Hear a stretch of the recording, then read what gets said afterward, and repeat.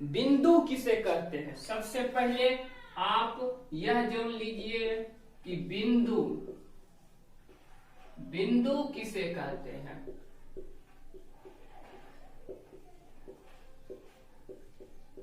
बिंदु किसे कहते हैं? बिंदु किसे कहते हैं? बिंदु किसे आप पढ़े हैं, मुझे पता है आप पढ़े हैं कि आंसर में आप यही बताइएगा कि जिसमें लंबाई चौड़ाई ऊंचाई नहीं हो। लेकिन नहीं हो ये नहीं बोलिए, जिसमें लंबाई चौड़ाई और ऊंचाई मोटाई नगण्य हो, नहीं के बराबर हो। जिसमें लंबाई चौड़ाई मोटाई ऊंचाई क्या हो? नगण्य हो, उस आकृति को बिंदु कहते हैं। वैसा आकृति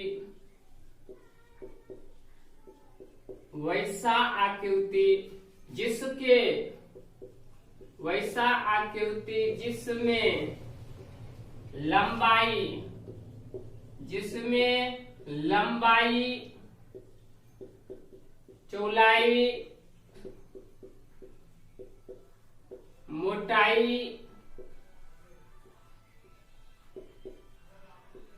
ऊंचाई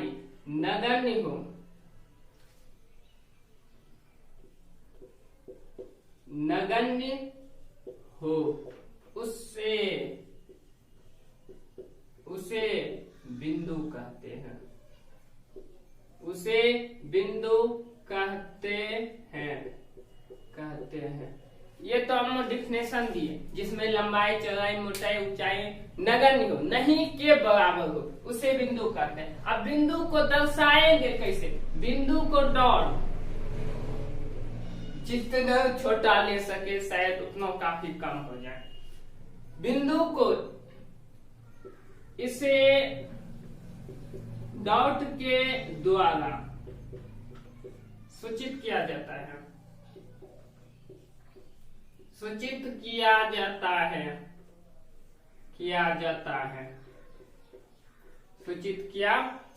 है। तो फिर चलिए, ये था बिंदु से अब रेखा को बनाना है, रेखा से रेखाखंड को, रेखाखंड से ग्राफ को बनाना है। तो चलिए हम रिमूव करते हैं। तो ये है, देखिए बहुपद। अब देखना है बहुपद के शून्य क्या होता है? शून्य होता है शून्य के तुलना करने वाला। यह जो बहुपद है, बहुपद के शून्य का मतलब जो दिया जाता है बहुपद, उसको शून्य के बराबर करना है। उसको यदि मान लीजिए कि लेट कर लीजिए कि यदि आपको यह बहुपद दिया है, यह बहुपद दिया हुआ है,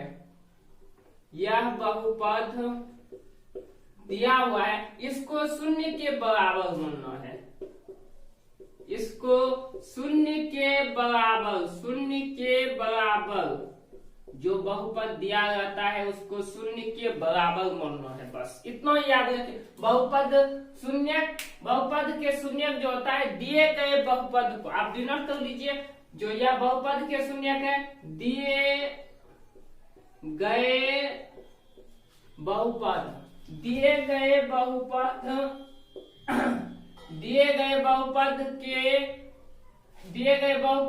को शून्य से तुलना करना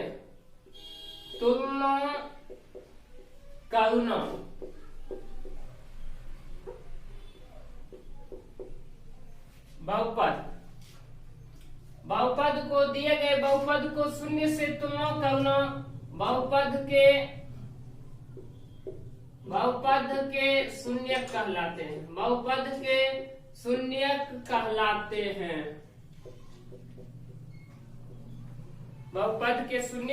कहलाते हैं। जो दिया गया है बहुपद उसको क्या करना है? शून्य के बराबर कर लेना है। शून्य के बराबर कर लेना है, उसी को बस जो दिया जाता है बहुपद उसको शून्य के सिर्फ बराबर कर लेना है। बस वही होता है बहुपद के शून्य। अब देख लीजिए कि रेखिक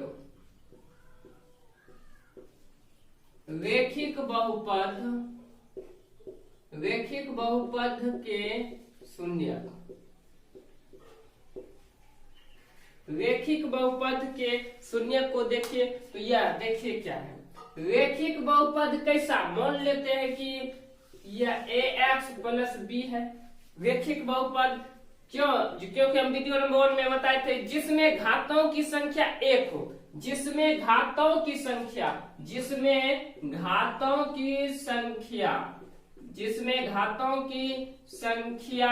एक हो, वैसन बहुपद को रेखिक बहुपद कहते हैं। वीडियो नंबर 1 में है। यह मान लीजिए कि यह एक रेखिक बहुपद है क्योंकि इसमें घातों की संख्या अधिकतम एक ही है, अधिकतम एक है। अब क्या कहता है कि रेखिक बहुपद के शून्य, रेखिक बहुपद के शून्य बोल रहा है तो इसको शून्य के बराबर कर दे। रेखिक बहुपद के शून्य का मतलब होता है जो दिया जाता है बहुपद उसको शून्य के बराबर करना है। तो यहाँ बोल रहा है कि रेखिक बहुपद के शून्य, यह रेखिक बहुपद है, इसको शून्य को बोल रहा है तो शून्य के बराबर किए। इसे कैलकुलेट कर लीजिए। इधर प्लस में है तो इधर आके माइनस, और इधर मल्टीप्लिकेशन में है तो इधर डिवाइड में हो जाएगा। देखिए x का मान यही हुआ कि माइनस बी बार ए। आप जो लिखते हैं पढ़ते हैं कि दो शून्यंकों का योगफल बराबर दो शून्यंकों का योगफल इक्वल टू माइनस बी बार ए। देख लीजिए कैसे रेखिक बहुपद के शून्य से यह आता है कि माइनस बी बार ए। तो चलिए इसे फिर हम नेक्स्ट पॉइंट पे चलते हैं। चलिए अब देखते हैं द्विघात बहुपद के।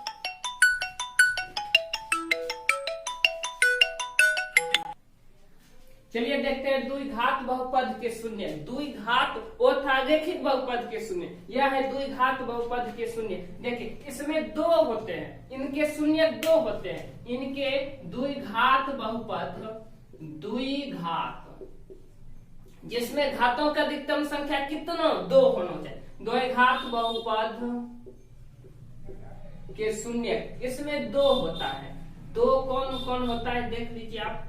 एक होता है अल्फा, एक होता है बीटा। अल्फा देख लीजिए, अल्फा, और एक होता है बीटा। यही दो शून्यक होते हैं। द्विघात बहुपद के दो शून्यक होते हैं, अल्फा और बीटा। याद रख लीजिएगा, डिनोट कर लीजिए कि द्विघात बहुपद के शून्य का संबंध क्या होता है। संबंध यही होता है अल्फा और बीटा होता है, अल्फा और बीटा होता है। तो चलिए अब इसे देखते हैं अल्फा और बीटा। इसमें दो कंडीशन भी होती है कि केस 1 में देखिए क्या होता है, दोनों शून्यंकों का योगफल, दोनों शून्यंकों का योगफल का मतलब हो जाता है जोड़। देखिए दोनों शून्य क्या क्या है, अल्फा और बीटा है। दोनों शून्य, दोनों मतलब कि अल्फा और बीटा दोनों का योगफल, तो योगफल इक्वल टू हो जाता है माइनस बी बाय ए, माइनस बी बाय ए, जो कि आपके रेखिक बहुपद के संबंध है, जो कि रेखिक बहुपद के शून्य से निकाले थे माइनस बी बाय ए। चलिए अब केस सेकेंड में क्या हो जाता है कि दोनों शून्यंकों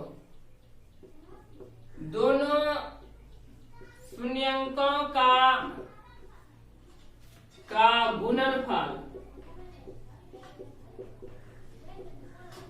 गुणनफल। देखिए गुणनफल का मतलब हो जाता है गुणा, यानी कि अल्फा गुना बीटा बराबर हो जाता है सी बाय ए। अब देखिए सी क्या है और ए क्या है। देखिए सी अचल राशि है, सी अचल राशि है और ए है एक्स स्क्वायर का गुणांक, एक्स स्क्वायर का गुणांक है। यहाँ पे देखिए यह है एक्स का गुणांक, एक्स का गुणांक।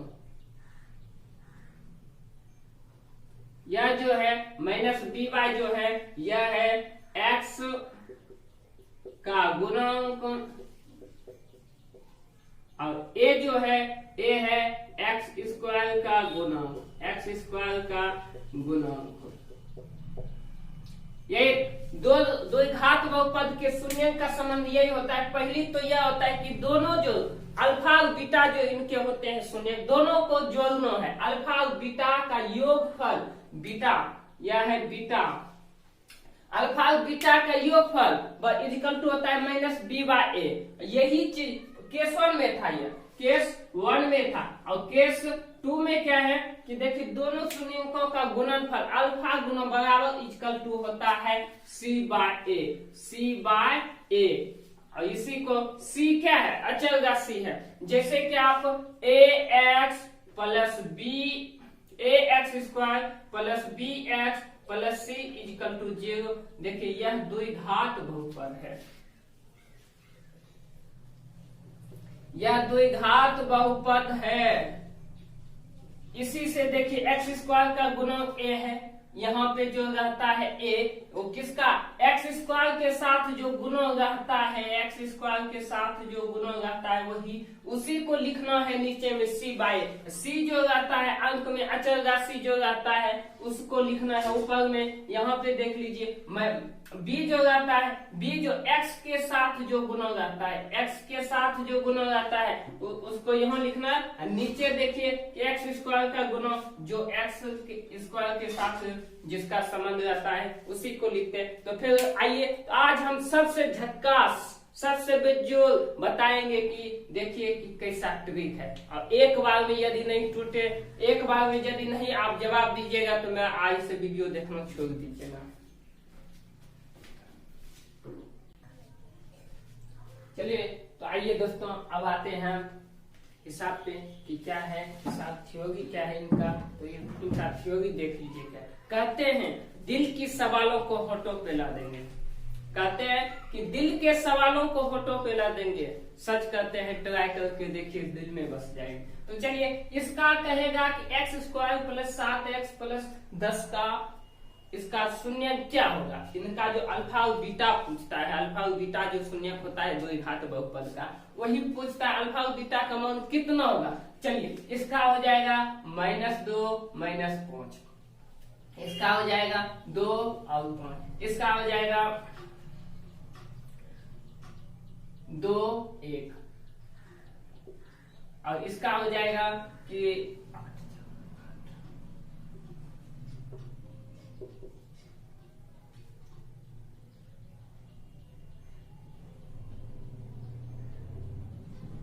चलिए आप बोलिएगा कि हम याद करके रखें, नहीं ट्रिक है। देखिए क्या ट्रिक है कि आप भी निकाल लीजिएगा, हमसे फास्ट में आप भी निकाल लीजिएगा। देखिए कैसे हम निकाल लिए इसका मान, कैसे हम निकाल लिए कि 2 -2 और 5 -5 होगा, इसका मान 2 और 5 होगा, इसका मान 2 और -1 होगा, इसका मान 4 और -2 होगा, और इसका मान -4 और 3। कैसे होगा आप भी निकाल लीजिएगा बहुत जल्दी। तो चलिए वीडियो में लगे रहिए, और यदि सहनशील है तो वीडियो को शुरू से अंत तक देखिए। ताइए फिर हम बताते हैं कि यह कैसे होता है, यह कैसे होता है। देखिए आप भी सीख लीजिए, आप भी सीख लीजिए। यदि आपके ऑब्जेक्टिव में सवाल आ जाए तो टाइम मत बर्बाद कीजिएगा। क्या है देखिए x square plus 7x plus 10, यही है।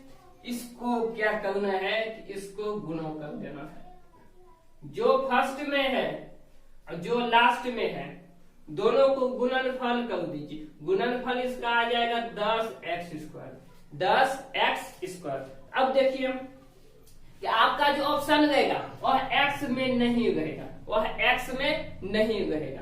आपका जो ऑप्शन रहेगा वह x में नहीं रहेगा, इसलिए हम x को हटा दिए। आ गया कितना, देखिए यहाँ कम से कम एक के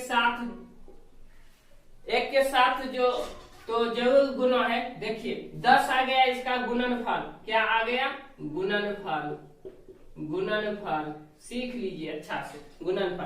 अब इनका जो है गुणक एक्स स्क्वायर का जो गुना है, जिसके एक्स स्क्वायर के साथ जितनों से गुना है उतनों से भाग दे देंगे, उतनों से भाग दे देंगे तो उतनों ही आ जाएगा। देखिए इसका 2 अभाज्य गुणनखंडन तो भी इसे 2 और 5 आ गया, 2 और 5 आ गया, 5 दूनी 10, यदि दूसरा भी खंडन है तो दूसरा भी तोड़ सकते हैं, लेकिन इसका दूसरा कोई खंडन है ही नहीं। देखिए यहाँ दोनों पॉजिटिव में है, यहाँ दोनों पॉजिटिव में है, इसलिए अपने मन से इसे उल्टा चिन्ह कर दीजिए। यदि प्लस में आए तो माइनस कर दीजिए, यदि माइनस में आए तो प्लस कर दीजिए।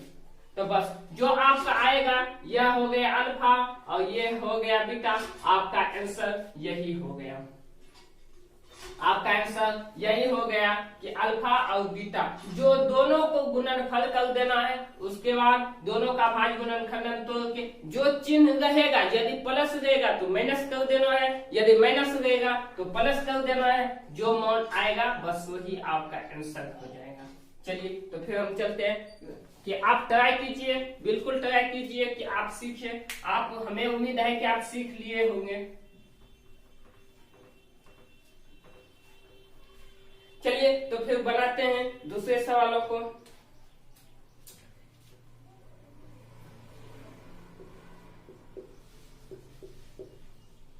चलिए इसे अब वीडियो को रोक कर बनाइए और देखिए, बनाइए और देखिए कि यह कैसे होगा। सो यहाँ पे -2 होगा, यहाँ पे -2 होगा। चलिए इसे आप बनाइए, वीडियो को रोक कर जरूर बनाइए, देखिए कैसे बनता है।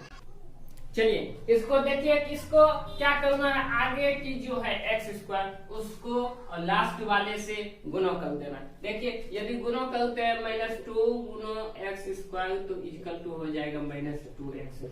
यही चीज को हम यहाँ पे लिखे हैं, देखिए यहाँ पे लिखे हैं। इसका अब क्या होगा कि इसको तो लिखना नहीं है, x को नहीं लिखना क्योंकि x वाला ऑप्शन ही नहीं रहेगा। चलिए तो इसको लिखना है, इसका अभाज्य गुणनखंड ऐसा आएगा, अभाज्य गुणनखंड गुणा करके देखिए तो यह माइनस आया है, इसको हम अपने मन से प्लस कर देंगे और यह प्लस है तो यह माइनस हो जाएगा।